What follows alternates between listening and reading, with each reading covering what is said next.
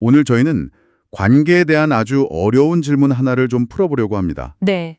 만약에 말이죠, 당신의 가장 친한 친구가 당신에게 가장 큰 상처를 줬던 사람의 가족과 아무렇지 않게 웃고 있다면 어떠실 것 같으세요? 와.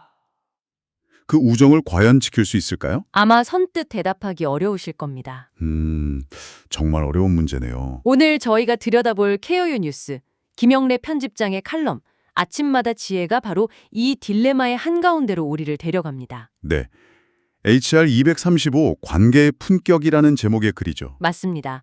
이게 한 아버지의 실제 사연에서 시작되는데요. 네. 듣기만 해도 가슴이 철렁 내려앉는 그런 상황이죠. 내 아이를 오랫동안 괴롭혔던 아이가 있어요. 네. 그런데 수십 년 된 내 가장 친한 친구의 딸이 바로 그 아이와 어울리고 있는 걸 목격한 겁니다. 아, 이 아버지는 결국 참지 못하고 그 오랜 친구와의 관계를 끊어버렸다고 합니다. 정말 그래서 오늘 저희는 이 사연의 실마리 삼아서요. 이 가족을 지키려는 본능하고 오랜 관계의 품격을 지키려는 마음이 딱 충돌할 때 과연 어떤 지혜가 필요한지 좀 깊이 파고들어 보려고 합니다. 정말 남의 일 같지도 않네요. 이게 내 자녀가 관련된 일이라면 아마 이성적인 판단이 쉽지 않을 테니까요. 절대 쉽지 않죠. 그럼 바로 그 갈등의 핵심, 이 아버지가 느꼈을 그 감정의 소용돌이 속으로 한번 들어가 보죠. 네. 칼럼에서 시니어 세대에게 오랜 친구란 내 삶의 증인이자, 그렇죠. 정서적 안식처 같은 존재라고 표현을 하더라고요. 맞아요. 내 인생의 가장 빛나는 순간, 또 가장 부끄러운 순간까지 전부 다 알고 있는 사람이잖아요. 바로 그 점 때문에 배신감이 더 컸을 겁니다. 여기서 칼럼이 아주 흥미로운 키워드를 하나 제시하는데요. 바로 이 아버지의 관계 단절이라는 극단적인 선택을 보수적 가치의 발현으로 설명하거든요. 잠깐만요. 보수적 가치요? 그 표현이 조금은 낯설게 들리기도 해요. 그렇죠. 보통 관계를 끊는 건 좀 급진적이거나 감정적인 행동으로 보이지 이걸 가치를 지킨다라고 표현할 수 있을까요? 어떻게 보면 수십 년 우정을 너무 쉽게 버리는 것처럼 보일 수도 있잖아요. 아주 좋은 질문입니다. 바로 그 지점에서 이 칼럼에 되게 독특한 시각이 드러나는 거예요. 아, 여기서 말하는 보수적이라는 건 물론 정치적인 의미가 아니고요. 우리가 전통적으로 가장 소중하게 지켜온 가치, 즉 내 가족을 보호하려는 본능을 의미하는 거죠. 아하. 사실 이건 심리학에서 말하는 부족주의, 그러니까 내 집단을 보호하려는 그 원초적인 본능과도 맞닿아 있어요. 부족주의요? 네, 외부의 위협, 이 경우에는 내 자식의 과거 상처를 들쑤시는 상황이 딱 발생했을 때 내 부족, 즉 가족을 보호하려는 본능이 다른 모든 이성적인 판단을 그냥 압도해버리는 거죠. 칼럼은 이 원초적이고 강력한 부성애를 가치라는 단어로 존중해주고 있는 셈입니다. 이게 논리의 영역이 아니라는 걸 인정하는 거고요. 아, 그런 의미군요. 네가 어떻게 그럴 수 있어? 라는 배신감이 사실은 네가 어떻게 내 가족의 상처를 외면할 수 있어? 라는 절규였던 거네요. 바로 그거죠. 칼럼에서도 감정적인 방어 기제가 먼저 작동하는 것은 인지상정이라고 표현하더군요. 네, 맞아요. 머리로는 애들 일은 애들이고 우리 우정은 별개지 라고 생각하려 해도 가슴이 그걸 허락하지 않는 그런 상태인 거죠. 특히 자녀를 키워보신 분들이라면 더 깊이 공감하실 텐데요. 그럼요. 자녀가 겪는 고통은 종종 부모에게 몇 배의 아픔으로 다가오잖아요. 맞아요. 칼럼은 이 아버지의 행동이 단순히 홧김에 저지른 실수가 아니라 상처받은 부성애가 터져나온 지극한 사랑의 표현일 수 있다고 말합니다. 이건 논리로 에이, 애들은 그럴 수도 있지? 하고 넘어갈 문제가 아니라는 점을 분명히 하는 겁니다.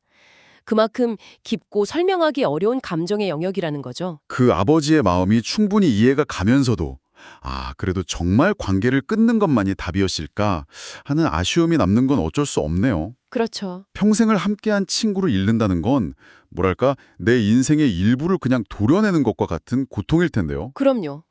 칼럼도 바로 그 지점을 파고들죠. 네. 이 아버지의 감정에 깊이 공감하면서도 거기에만 머물러서는 안 된다고 단호하게 선을 긋습니다. 여기서 두 번째 의미의 보수적 가치가 등장하는데 이게 정말 흥미롭습니다. 두 번째요? 네. 진정한 의미의 보수적 가치는 관계를 쉽게 포기하고 단절하는 게 아니라는 겁니다. 오히려요? 오히려 수십 년간 쌓아온 신의와 성실을 바탕으로 지금의 갈등을 어떻게든 봉합하고 관계를 더욱 단단하게 만드는 데 있다는 거죠. 와, 이건 정말 생각의 전환인데요.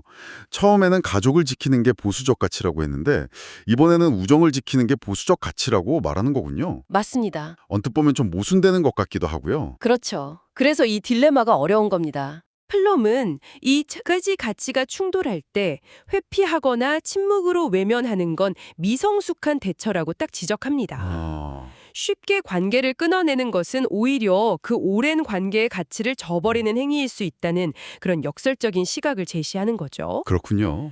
진정한 어른의 품격, 진정한 보수적 가치는 불편하더라도 마주 앉아서 이 문제를 직시할 용기를 내는 데서 시작된다고 말합니다. 알겠습니다.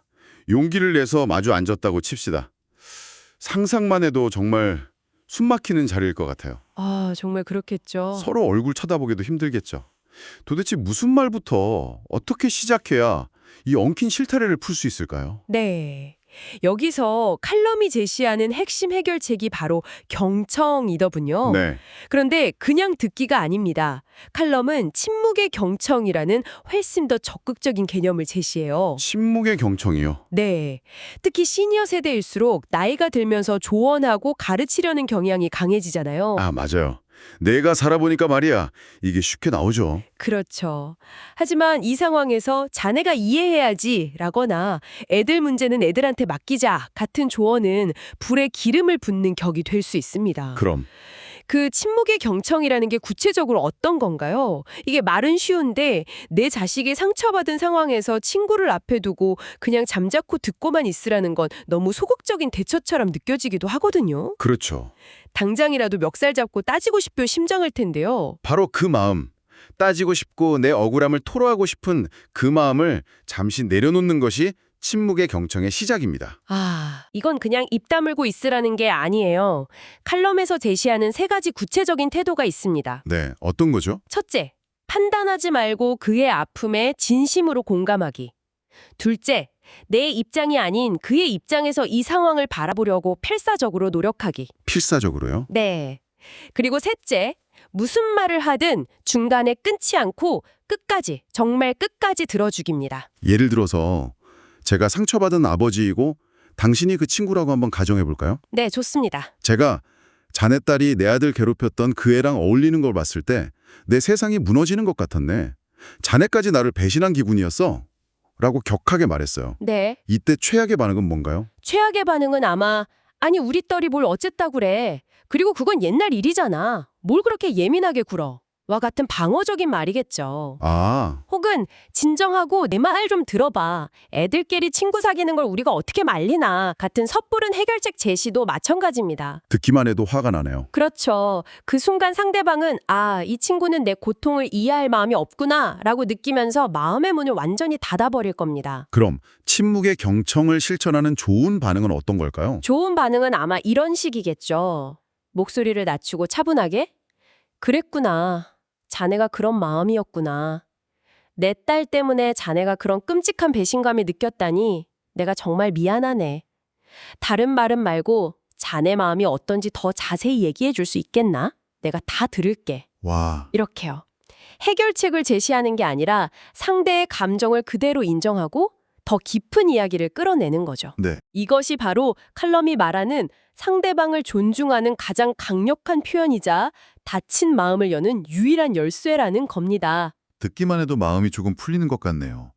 내 판단이나 해결책을 잠시 내려놓고 오롯이 상대방의 감정을 있는 그대로 받아주는 것. 네. 그게 수십 년 우정을 지켜온 어른이 보여줄 수 있는 품격이라는 메시지가 정말 깊이 와닿습니다. 그렇죠. 그런데 이 문제는 단지 두 친구 사이의 문제로 끝나지 않는다는 점도 중요하게 짚어주더군요. 맞습니다. 바로 다음 세대, 우리 아이들에게 미치는 영향 때문에요. 그렇습니다. 어른들은 아이들의 거울이다라는 말이 있잖아요. 네, 만약 부모 세대가 이런 갈등 앞에서 감정적으로 폭발하고 결국 관계를 끊어버리는 모습을 보여준다면 아이들은 무엇을 배울까요? 아마도 인간관계에서 힘든 일이 생기면 그냥 피하거나 잘라버리면 되는구나 라고 생각하게 될지도 모릅니다. 생각해보니 정말 아찔하네요. 제가 제 친구와 갈등을 겪을 때 어떻게 대처하는지를 제 아이가 전부 지켜보고 있다고 생각하면 행동 하나하나가 조심스러워질 것 같아요. 바로 그겁니다. 칼럼에서 아주 명확하게 선을 긋는 문장이 인상 깊었어요. 아이들의 문제는 아이들이 해결하도록 두되 어른들은 어른들의 방식으로 관계를 풀어나가야 한다. 이 말이 핵심인 것 같습니다. 맞습니다.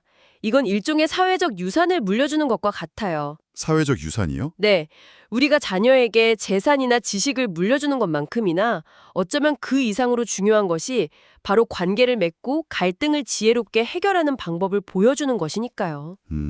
어른들이 감정적인 대립을 넘어서서 고통스럽더라도 대화로 문제를 해결하려는 성숙한 모습을 보여줄 때 아이들은 그걸 보고 가장 살아있는 교육을 받게 되는 겁니다. 어른들의 성숙한 대처가 아이들에게는 최고의 교과서가 되는 셈이군요. 바로 그렇죠. 결국 이렇게 자녀 문제까지 얽혀서 복잡해진 관계의 실타래를 푸는 힘은 어떤 특별하고 화려한 기술에 있는 게 아니었네요. 네. 다시 기본으로 돌아가는 데 있다는 결론에 이르게 되는군요. 네, 그 기본이 바로 관계의 품격을 이루는 두 가지 기둥입니다. 두 가지 기동. 칼럼은 첫 번째로 상호 존중과 신뢰를 꼽습니다. 수십 년간 쌓아온 우정의 기반이 바로 이것 아니겠습니까? 이 믿음이 있다면 지금의 위기도 극복할 수 있다는 희망을 가질 수 있죠. 네. 그리고 두 번째 기둥이 바로 우리가 길게 이야기했던 상대방의 고통을 외면하지 않는 깊은 경청의 자세입니다. 이 두 가지만 굳건히 지킬 수 있다면 인생의 어떤 풍파도 함께 헤쳐나갈 수 있다는 믿음을 주는 거죠. 칼럼의 마지막 메시지가 아주 묵직하게 다가옵니다.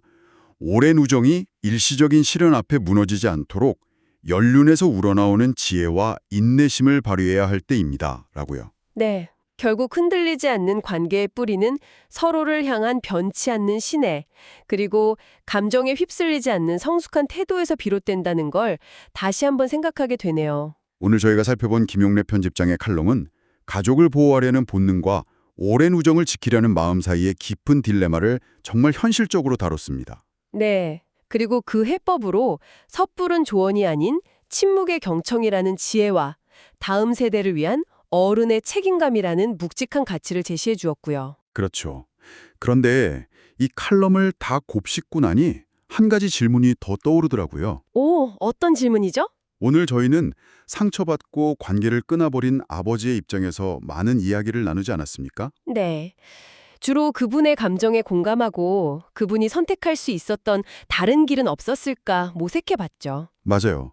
그런데 반대편에 있던 친구는요. 아, 반대편에 서 있던 친구의 입장을 말씀하시는군요. 네. 정말 중요한 포인트입니다. 우리가 놓치고 있었네요. 자신의 딸이 친구 자녀의 오랜 상처와 관련되어 있다는 사실을 처음 알게 된 그 친구는 과연 어떤 심정이었을까요? 그러게요. 그 친구 역시 얼마나 당혹스럽고 미안하고 또 한편으로는 억울한 마음이 들었을까요? 바로 그겁니다. 내 딸이 뭘 잘못했는데 라는 생각이 먼저 들었을지도 모릅니다. 충분히 그럴 수 있죠. 그 친구에게는 또 어떤 종류의 경청과 용기가 필요했을까요? 어쩌면 상처받은 친구의 이야기를 들어주는 것보다 더 큰 용기가 필요했을지도 모르겠습니다. 그렇죠. 이미 마음의 문을 굳게 닫고 돌아서 버린 친구에게 다가가는 첫걸음은 상상조차 하기 어렵습니다. 네. 자네 마음 다 안다는 섣부른 위로는 오히려 더 큰 상처가 될 수 있는 상황이잖아요. 어떤 태도로, 어떤 언어로 그 닫힌 문을 조심스럽게 두드려야 할까요?